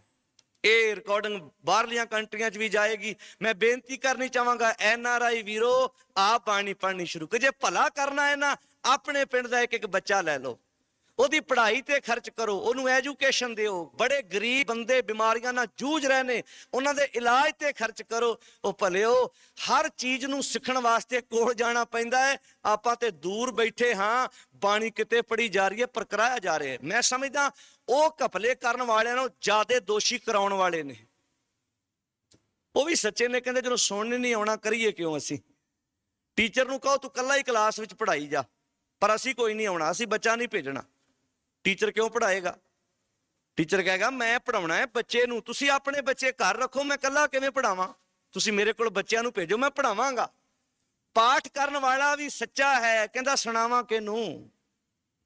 ਸਰਦਾਰ ਸਾਹਿਬ, ਤੁਹਾਡੇ ਕੋਲ ਤੇ ਫੈਕਟਰੀ ਬੰਦ ਕਰਨ ਦਾ ਟਾਈਮ ਨਹੀਂ, ਤੁਹਾਡੇ ਤੇ ਝੋਨੇ 'ਚੋਂ ਪਾਣੀ ਸੁੱਕ ਜਾਣਾ ਹੈ, ਤੁਹਾਡੇ ਤੇ ਕਾਰੋਬਾਰ ਬੜੇ ਬਿਜੀ ਹਨ, ਤੁਹਾਨੂੰ ਤੇ ਘਾਟਾ ਬੜਾ ਪੈਣਾ। ਜੇ ਇੱਕ ਦਿਨ ਦੁਕਾਨ ਤੇ ਨੇ ਕਿਹਾ ਦੁਕਾਨ ਬੰਦ ਹੋ ਜਾਣੀ, ਮੈਂ ਪੜ੍ਹਾਂ ਤੇ ਪੜ੍ਹਾਵਾਂ ਕਿਹਨੂੰ? ਬਾਅਦ ਵਿੱਚ ਕਹਿ ਦੇਣਾ ਮਾਲਕ ਜੀ ਤੇਰੇ ਬੜੇ ਗੁਣ ਗਾਏ ਨੇ, ਬੜੀ ਤੇਰੀ ਉਪਮਾ ਕੀਤੀ ਹੈ। ਨਹੀਂ ਭਾਗਾਂ ਵਾਲਿਓ, ਗੁਣ ਗਾਉਣ ਦਾ ਅਰਥ ਹੈ ਉਹ ਗੁਣ ਜੀਵਨ 'ਚ ਆ ਜਾਣ, ਉਹ ਗੁਣਾਂ ਨੂੰ ਜੀਵਨ ਵਿੱਚ ਵਸਾਇਆ ਜਾ ਸਕੇ। ਜਿਹੜੀ ਗੱਲ ਭਾਈ ਸਾਹਿਬ ਭਾਈ ਗੁਰਦਾਸ ਜੀ ਨੇ ਆਪਣੀ ਪੌੜੀ ਵਿੱਚ ਕਹੀ ਹੈ, ਇਹ ਉਹ ਵਿਅਕਤੀ ਸਨ ਜਿਹੜੇ ਜ਼ੁਬਾਨ ਤੋਂ ਹੋ ਸਕਦਾ ਗੁਰੂ ਨੂੰ ਬਹੁਤ ਵੱਡਾ ਕਹਿੰਦੇ ਹੋਣ, ਪਰ ਗੁਰੂ ਦੇ ਗੁਣ ਆਪਣੇ ਜੀਵਨ 'ਚ ਉਹਨਾਂ ਨੇ ਗ੍ਰਹਿਣ ਨਹੀਂ ਕੀਤੇ। ਇਹ ਗੱਲ ਮੇਰੇ ਤੇ ਵੀ ਉਨੀ ਢੁਕਦੀ ਹੈ, ਤੁਹਾਡੇ ਤੇ ਵੀ ਉਨੀ ਢੁਕਦੀ ਹੈ ਵੀ ਜੇ ਗੁਣ ਗਾਈ ਜਾਵਾਂਗੇ, ਗੁਣ ਲਵਾਂਗੇ ਨਹੀਂ ਤੇ ਕੀ ਗੱਲ ਬਣੇਗੀ? ਬਾਣੀ ਦੀਆਂ ਤੁਕਾਂ ਲੈ ਕੇ ਜਿਹੜਾ ਬੰਦਾ ਕਿਸੇ ਬਾਬੇ ਨੂੰ ਮਿਲਿਆ ਵੀ ਨਹੀਂ, ਉਹ ਤੁਕਾਂ ਉਹਦੇ ਤੇ ਲਾ ਲਾ ਕੇ ਉਹਨੂੰ ਰੱਬ ਪੇਸ਼ ਕਰ ਦੇਣਾ। ਇੰਨੇ ਜ਼ੋਰ ਨਾਲ ਸਾਧ ਸੰਗਤ ਜੀ, ਫਲਾਣਾ ਬੰਦਾ ਤੇ ਰੱਬ ਹੈ, ਉਹ ਰੱਬ ਇਸ ਕਰਕੇ ਉਹਨੂੰ ਪਾਲ ਰਿਹਾ ਹੈ, ਉਹਨੂੰ ਕੁਝ ਦੇ ਰਿਹਾ, ਇਸ ਕਰਕੇ ਰੱਬ ਬਣਾ ਦਿੱਤਾ। ਜਿਵੇਂ ਮਰਾਸੀ ਬਣਾਉਂਦੇ ਸਨ, ਜਿਵੇਂ ਡੂਮ ਬਣਾਉਂਦੇ ਸਨ, ਜਿਵੇਂ ਭੰਡ ਬਣਾਉਂਦੇ ਸਨ, ਜਿਵੇਂ ਵੱਡੇ ਵੱਡੇ ਬ੍ਰਾਹਮਣ ਰਾਜਿਆਂ ਨੂੰ ਭਗਵਾਨ ਬਣਾ ਦਿੰਦੇ ਸਨ, ਏਦਾਂ ਦੀ ਸੁਰਤ ਅਸੀਂ ਵੀ ਆਪਣੇ ਜੀਵਨ 'ਚ ਲੈ ਆਂਦੀ, ਉਹ ਸੋਚ ਅਸੀਂ ਵੀ ਆਪਣੇ ਜੀਵਨ 'ਚ ਧਾਰਨ ਕਰ ਲਈ।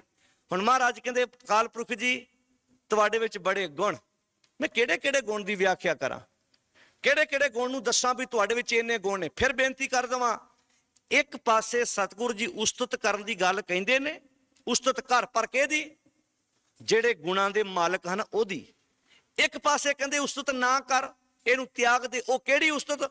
ਜਿਹਦੇ ਵਿੱਚ ਗੁਣ ਕੋਈ ਨਹੀਂ, ਐਵੇਂ ਉਹਦੇ ਅੱਗੇ ਚਾਪਲੂਸੀ ਨਾ ਕਰ, ਐਵੇਂ ਉਹਨੂੰ ਵੱਡਾ ਨਾ ਬਣਾ।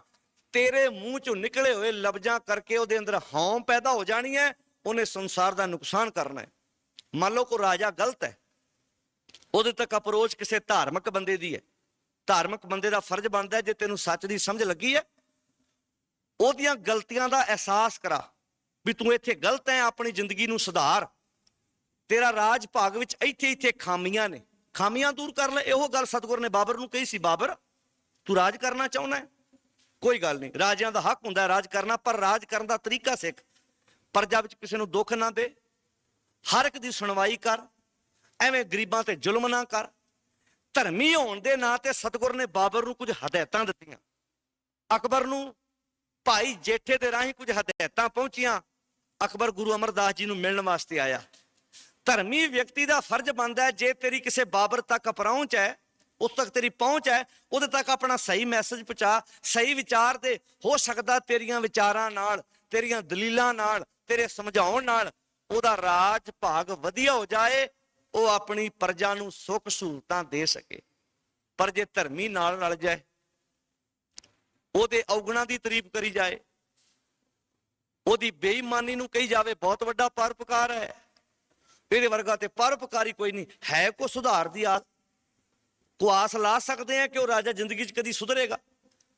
ਰਾਜਾ ਉਦੋਂ ਸੁਧਰ ਸਕਦਾ ਹੈ ਜਦੋਂ ਕਿਸੇ ਧਰਮੀ ਬੰਦੇ ਦੇ ਨਾਲ ਉਹਦਾ ਬੈਠਣਾ ਉੱਠਣਾ ਹੋ ਜਾਏ ਤੇ ਉਹਨੂੰ ਜਾ ਕੇ ਸਮਝਾਏ, ਵੇਖ ਰਾਜੇ, ਤੂੰ ਰਾਜ ਕਰਨਾ ਚਾਹੁੰਦਾ ਹੈ, ਮੈਂ ਤੇਰੇ ਨਾਲ ਸਹਿਮਤ ਹਾਂ, ਪਰ ਪ੍ਰਜਾ ਨੂੰ ਸੁੱਖ ਦੇ, ਤੇਰੀ ਪ੍ਰਜਾ ਨੂੰ ਸੁੱਖ ਸਹੂਲਤਾਂ ਮਿਲਣੀਆਂ ਚਾਹੀਦੀਆਂ ਨੇ।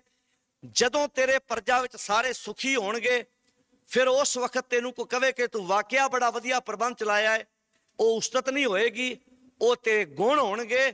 ਉਸਤਤ ਫੋਕੀ ਉਹ ਹੁੰਦੀ ਹੈ ਜਿਹੜਾ ਗੁਣ ਕੋਈ ਨਾ ਹੋਵੇ, ਕੇਵਲ ਆਪਣੀ ਜੇਬ ਭਰਨ ਵਾਸਤੇ ਫੋਕੀ ਵਡਿਆਈ ਕੀਤੀ ਜਾਵੇ। ਬਹੁਤ ਵਾਰੀ ਕੀਤੀ ਜਾਂਦੀ ਹੈ। ਸਤਿਗੁਰ ਨੇ ਬਾਣੀ 'ਚ ਇਹੋ ਗੱਲ ਕਹੀ, ਤੇਰੇ ਗੁਣ ਬਹੁਤੇ ਮੈਂ ਏਕ ਨਾ ਜਾਣਿਆ, ਮੈਂ ਮੂਰਖ ਕਿਛ ਦੀਜੈ, ਪਰਣਵਤ ਨਾਨਕ ਸੁਣ ਮੇਰੇ ਸਾਹਿਬਾ, ਡੁੱਬਦਾ ਪੱਥਰ ਲੀਜੈ। ਹੇ ਅਕਾਲ ਪੁਰਖ, ਤੇਰੇ ਵਿੱਚ ਬੜੇ ਗੁਣ ਨੇ, ਇੰਨੇ ਗੁਣ ਨੇ, ਪਰ ਮੈਂ ਕੋਈ ਨਹੀਂ ਲਿਆ। ਤੁਸੀਂ ਗੁਣਾਂ ਦੇ ਸਮੁੰਦਰ ਹੋ, ਤੁਸੀਂ ਨਿਰਵੈਰ ਹੋ, ਪਰ ਮੈਂ ਨਿਰਵੈਰ ਨਹੀਂ ਹਾਂ। ਇਹ ਗੁਣ ਮੈਂ ਨਹੀਂ ਲਿਆ। ਮੈਂ ਗਾਇਆ ਹੈ ਨਿਰਵੈਰ, ਪਰ ਨਿਰਵੈਰ ਬਣਿਆ ਨਹੀਂ। ਮੇਰਾ ਵੈਰ ਹੈ, ਮੇਰਾ ਆਪਣੇ ਬੱਚਿਆਂ ਨਾਲ ਵੈਰ ਹੈ। ਨਸ਼ੇੜੀ ਬੰਦੇ ਦਾ ਆਪਣੇ ਬੱਚਿਆਂ ਨਾਲ ਵੈਰ ਹੈ। ਬੱਚਿਆਂ ਦੇ ਹੱਕ ਦਾ ਅਨਾਜ, ਬੱਚਿਆਂ ਦੇ ਹੱਕ ਦੇ ਕੱਪੜੇ ਸ਼ਰਾਬ ਬਣਾ ਕੇ ਪੀ ਗਿਆ, ਨਸ਼ਾ ਬਣਾ ਕੇ ਪੀ ਗਿਆ। ਆਪਣਾ ਬੱਚਿਆਂ ਦੇ ਨਾਲ ਵੀ ਵੈਰ ਤੋਂ ਰਹਿਤ ਵਾਲੀ ਭਾਵਨਾ ਨਾ ਅਪਣਾ ਸਕਿਆ। ਪੜਿਆ ਜ਼ਰੂਰ ਨਿਰਵੈਰ ਹੈ, ਪੜਿਆ ਹੈ ਰੱਬ ਜੀ ਤੁਸੀਂ ਸੰਤੋਖੀ ਹੋ, ਤੁਸੀਂ ਨਿਰਭਉ ਹੋ, ਪਰ ਉਹ ਸਾਰੇ ਔਗਣ ਆਪਣੇ ਜੀਵਨ 'ਚ ਰੱਖੇ ਨੇ। ਗਾਉਣ ਦਾ ਅਰਥ ਉਹਦੇ ਤੇ ਤੁਰਨਾ ਹੈ। ਮੂੰਹੋਂ ਕਹੀ ਜਾਈਏ ਰੱਬ ਜੀ ਤੁਸੀਂ ਬਹੁਤ ਵੱਡੇ ਹੋ, ਇਹ ਗਾਉਣਾ ਨਹੀਂ।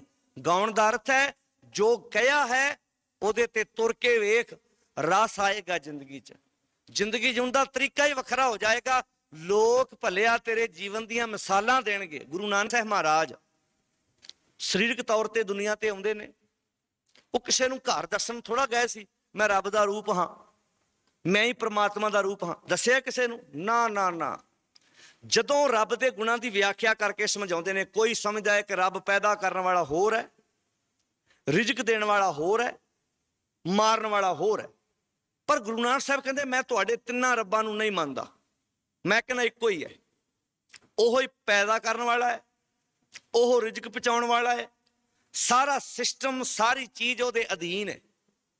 ਜਦੋਂ ਗੁਣ ਦੱਸੇ ਉਹਦੇ ਰੱਬ ਨਿਰਵੈਰ ਹੈ, ਰੱਬ ਪਰਉਪਕਾਰੀ ਹੈ, ਰੱਬ ਸੰਤੋਖੀ ਹੈ, ਇਹ ਗੁਣ ਦੱਸੇ। ਨਾਲ ਰਹਿਣ ਵਾਲਿਆਂ ਨੇ ਵੇਖਿਆ ਜਿਹੜੇ ਗੁਣ ਗੁਰੂ ਨਾਨਕ ਸਾਹਿਬ ਸਾਨੂੰ ਰੱਬ 'ਚ ਦੱਸ ਰਹੇ ਨੇ, ਸਾਰੇ ਗੁਣ ਤੇ ਅਸੀਂ ਇਹਨਾਂ 'ਚ ਵੇਖੇ ਨੇ। ਕਿਹਾ ਨਹੀਂ, ਨਾਲ ਨਾਲ ਰਹਿਣ ਵਾਲਿਆਂ ਨੇ ਉਹ ਗੁਣ ਵੇਖੇ ਨੇ। ਜਦੋਂ ਗੁਣ ਵੇਖੇ ਰਸਨਾ ਕਹਿ ਉੱਠੀ, ਜੋਤ ਰੂਪ ਹਰਿ ਆਪ ਗੁਰੂ ਨਾਨਕ ਕਹਾਇਓ, ਤਾਂ ਤੇ ਅੰਗਦ ਭਇਓ, ਤਤ ਸਿਉ ਤਤ ਮਿਲਾਇਓ। ਅਸੀਂ ਤੁਹਾਡੇ ਕੋਲੋਂ ਜਿਹੜੇ ਗੁਣ ਰੱਬ ਦੇ ਸੁਣੇ, ਕਮਾਲ ਹੋ ਗਈ। ਉਹ ਗੁਣ ਅਸੀਂ ਅੱਜ ਤੁਹਾਡੇ ਜੀਵਨ 'ਚ ਵੇਖੇ ਨੇ। ਭਲਿਆ ਜਿੱਦਣ ਗੁਣ ਗਾਉਂਦਿਆਂ ਗਾਉਂਦਿਆਂ ਤੇਰੇ ਜੀਵਨ 'ਚੋਂ ਗੁਣ ਤੇਰੇ ਪਰਿਵਾਰ ਨੇ ਵੇਖ ਲੈ, ਤੇਰੇ ਗਲੀ ਮੁਹੱਲੇ ਦੇ ਲੋਕਾਂ ਨੇ ਵੇਖ ਲੈ, ਸਮਾਜ ਨੇ ਵੇਖ ਲੈ, ਆਪਣੇ ਆਪ ਹੀ ਪਤਾ ਲੱਗ ਜਾਣਾ ਸਿੱਖ ਏਦਾਂ ਦੇ ਹੁੰਦੇ ਹਨ। ਦੱਸਣ ਦੀ ਲੋੜ ਨਹੀਂ ਪੈਣੀ ਮੈਂ ਗੁਰੂ ਦੇ ਗੁਣ ਗਾਉਂਦਾ ਹਾਂ।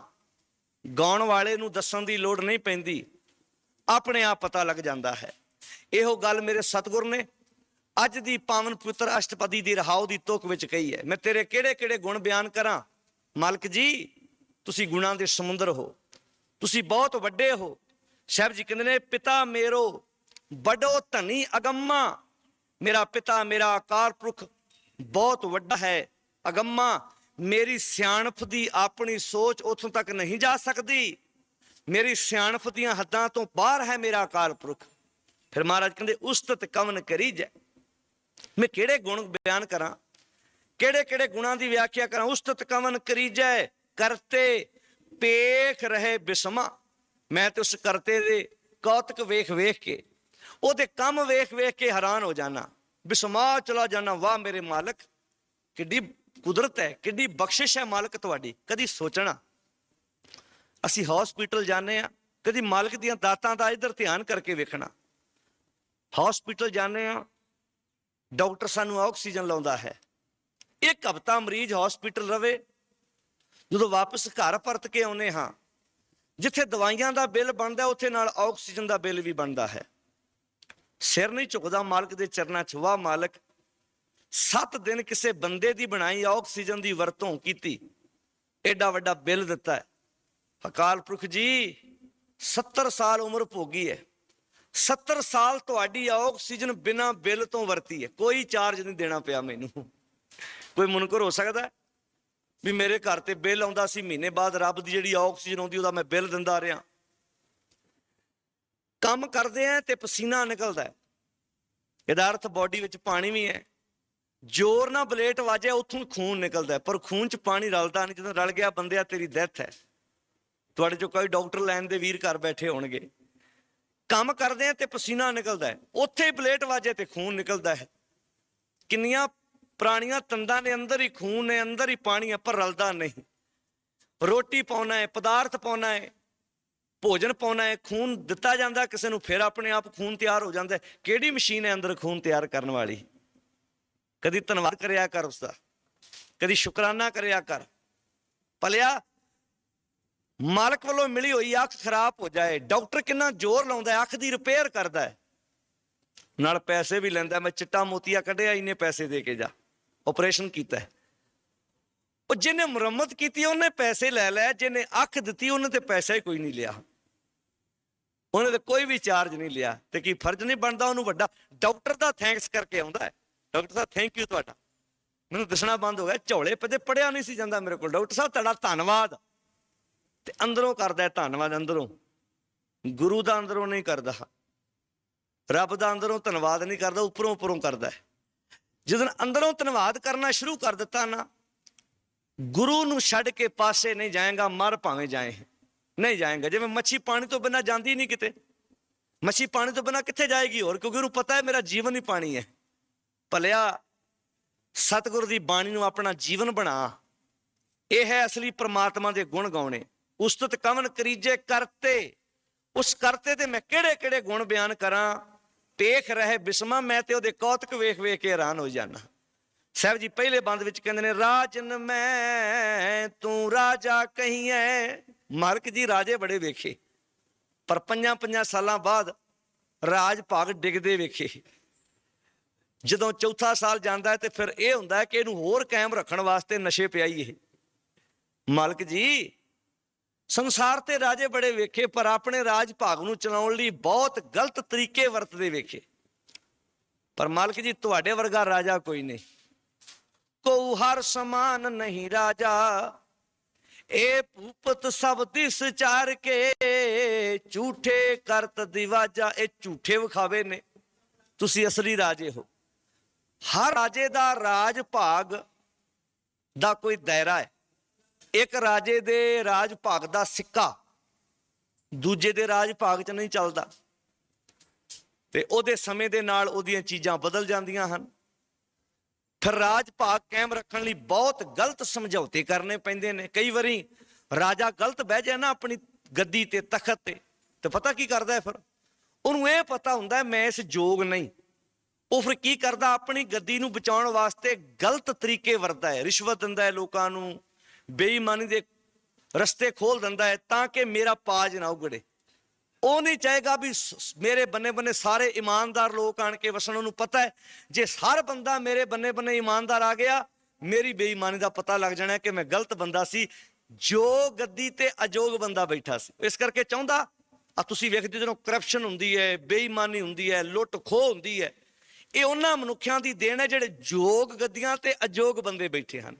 ਉਹ ਚਾਹੁੰਦੇ ਨੇ ਕਿ ਇਸ ਦਾ ਮੇਰਾ ਪਾਜ ਨਾ ਉਗੜੇ। ਉਸ ਪਾਜ ਨੂੰ ਬਚਾਉਣ ਵਾਸਤੇ ਉਹ ਕੀ ਕਰਦੇ ਨੇ? ਫਿਰ ਆਪਣੇ ਇਰਦ ਗਿਰਦ ਉਹਨਾਂ ਬੰਦਿਆਂ ਨੂੰ ਪਾਲਦੇ ਨੇ ਜਿਹੜੇ ਉਹਦੇ ਹੀ ਵਰਗੇ ਹੋਣ, ਉਹਦੇ ਵਾਂਗੂ ਹੀ ਖਾਂਦੇ ਹੋਣ, ਉਹਦੇ ਵਾਂਗੂ ਹੀ ਪੀਂਦੇ ਹੋਣ, ਉਹਦੇ ਵਰਗਾ ਰਹਿਣ ਸਹਿਣ ਹੋਵੇ, ਤਾਂ ਕਿ ਅੱਖ ਉੱਚੀ ਚੁੱਕ ਕੇ ਨਾ ਵੇਖ ਸਕਣ ਕਿ ਰਾਜਨ ਤੂੰ ਇੱਥੇ ਗਲਤ ਹੈ।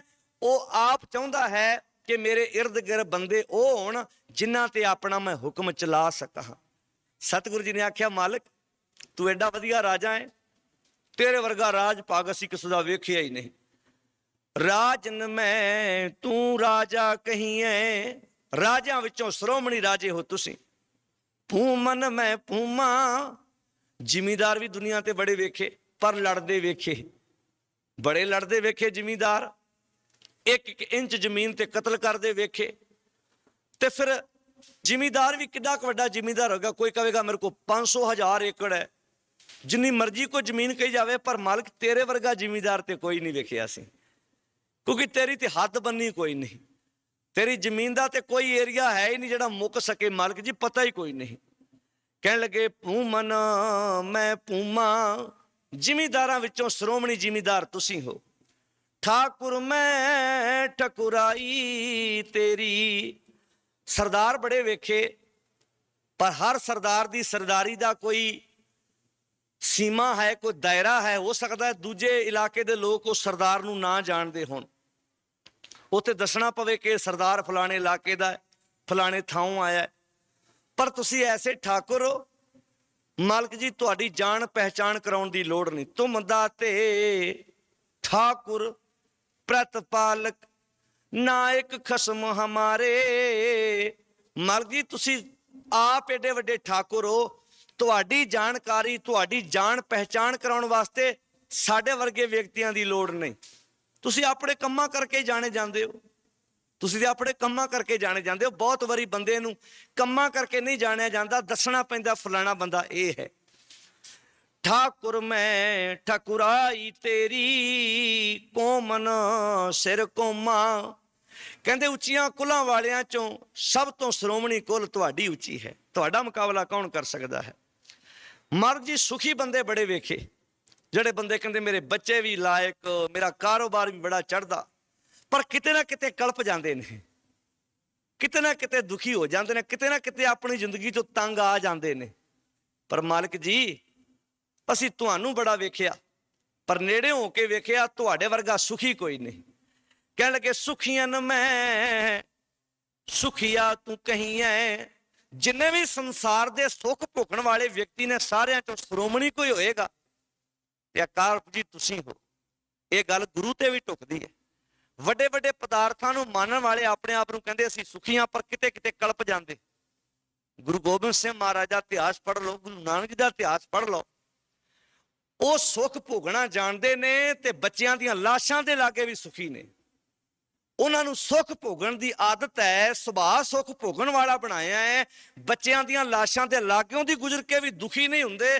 ਅਸੀਂ ਤੇ ਮਾੜਾ ਜਿਹਾ ਬੱਚਾ ਕਮਾਈ ਘੱਟ ਕਰੇ ਤੇ ਤਾਂ ਵੀ ਦੁਖੀ ਹੋ ਜਾਂਦੇ ਆ। ਉਹਨਾਂ ਥਾਵਾਂ ਤੇ ਸਿਰ ਝੁਕਾ ਦਿੰਦੇ ਆ ਜਿੱਥੋਂ ਸਾਨੂੰ ਗੁਰੂ ਰੋਕਦਾ ਹੈ, ਕਿਉਂਕਿ ਸਾਡੇ ਸੁੱਖ ਦਾ ਮਾਪਦੰਡ ਆਪਣਾ ਹੈ, ਮਹਾਰਾਜ ਤੁਹਾਡਾ ਆਪਣਾ ਹੈ। ਸੁਖੀਆਂ ਮੈਂ ਸੁਖੀਆ ਤੂੰ ਕਹੀਐ, ਦਾਤਨ ਸਿਰ ਦਾਤਾ। ਤੁਹਾਡੇ ਵਰਗਾ ਦਾਤਾ ਕੋਈ ਨਹੀਂ ਮਾਲਕ ਜੀ, ਤੁਹਾਡੇ ਵਰਗਾ ਸ਼੍ਰੋਮਣੀ ਦਾਤਾ ਕੋਈ ਨਹੀਂ। ਦਾਤੇ ਦੁਨੀਆ ਤੇ ਬਹੁਤ ਨੇ, ਜਿਨ੍ਹਾਂ ਕੋਲੋਂ ਆਪ ਮੁੱਕ ਜਾਂਦਾ ਉਹ ਵੀ ਦਾਤੇ ਨੇ, ਦਾਤੇ ਅਖਵਾਉਂਦੇ ਨੇ, ਪਰ ਆਪਣੇ ਕੋਲੋਂ ਵੀ ਕਈ ਵਾਰ ਮੁੱਕ ਜਾਂਦਾ। ਤੇਜਨ ਮੈਂ ਤੇਜਵੰਸੀ ਕਹੀਐ। ਮਾਲਕ ਜੀ ਦੁਨੀਆ ਤੇ ਬੜੇ ਲੋਕ ਨੇ ਜਿਹੜੇ ਆਪਣੇ ਆਪ ਨੂੰ ਦਾਨੀ ਅਖਵਾਉਂਦੇ ਨੇ, ਤੇਜਵੰਸੀ ਅਖਵਾਉਂਦੇ ਨੇ, ਤੇਜ ਪ੍ਰਤਾਪ ਵਾਲੇ ਵਿਖਾਉਂਦੇ ਨੇ ਵੀ ਅਸੀਂ ਬਹੁਤ ਵੱਡੇ ਤੇਜ ਪ੍ਰਤਾਪ ਵਾਲੇ ਹਾਂ, ਪਰ ਤੁਹਾਡੇ ਸਾਹਮਣੇ ਉਹਨਾਂ ਦਾ ਤੇਜ ਪ੍ਰਤਾਪ ਫਿੱਕਾ ਪੈ ਜਾਂਦਾ ਹੈ, ਮੱਧਮ ਪੈ ਜਾਂਦਾ ਹੈ। ਦੀਵੇ ਨੇ, ਦੀਵਿਆਂ ਦੀ ਲੋ ਸੂਰਜ ਸਾਹਮਣੇ ਕੋਈ ਮਾਨਤਾ ਨਹੀਂ ਰੱਖਦੀ, ਕੋਈ ਮਹਾਨਤਾ ਨਹੀਂ ਰੱਖਦੀ। ਦੀਵਿਆਂ ਦੀ ਲੋ ਮੱਧਮ ਪੈ ਜਾਂਦੀ ਹੈ। ਤੇਜਨ ਮੈਂ ਤੇਜਵੰਸੀ ਕਹੀਐ, ਰਸੀਅਨ ਮੈਂ ਰਾਤਾ। ਦੁਨੀਆ ਦੇ ਜਿੰਨੇ ਵੀ ਰਸ ਭੋਗਣ ਵਾਲੇ ਨੇ, ਜਿੱਦਣ ਕਿਸੇ ਚੀਜ਼ ਚੋਂ ਰਸ ਨਾ ਆਵੇ ਤੇ ਬੇਰਸੀ ਹੋ ਜਾਂਦੀ ਹੈ ਜ਼ਿੰਦਗੀ। ਪਰ ਤੁਸਾਂ ਰਸ ਮਾਣਿਆ ਹੈ, ਤੁਸੀਂ ਪਦਾਰਥਾਂ ਚੋਂ ਰਸ ਨਹੀਂ ਮਾਣਿਆ, ਤੁਸੀਂ ਗੁਣਾਂ ਚੋਂ ਰਸ ਮਾਣਿਆ ਹੈ। ਮਾਲਕ ਜੀ ਬਖਸ਼ਿਸ਼ ਕਰਨ। ਦੋ ਬਰਾਂ ਦੀ ਵਿਚਾਰ ਆਪਾਂ ਅੱਜ ਦੇ ਦੀਵਾਨ ਵਿੱਚ ਸਾਂਝੀ ਕੀਤੀ ਹੈ। ਮਾਲਕ ਗੁਣਾਂ ਦੇ ਸਮੁੰਦਰ ਹਨ, ਉਹਨਾਂ ਦੀ ਉਸਤਤ ਕਰਨੀ ਵਾਜਬ ਹੈ, ਜਾਇਜ਼ ਹੈ, ਬਾਸ਼ਰਤ ਉਹ ਗੁਣ ਗਾਉਂਦਿਆਂ ਗਾਉਂਦਿਆਂ ਗੁਣ ਸਾਡੇ ਜੀਵਨ 'ਚ ਵਸ ਜਾਏ।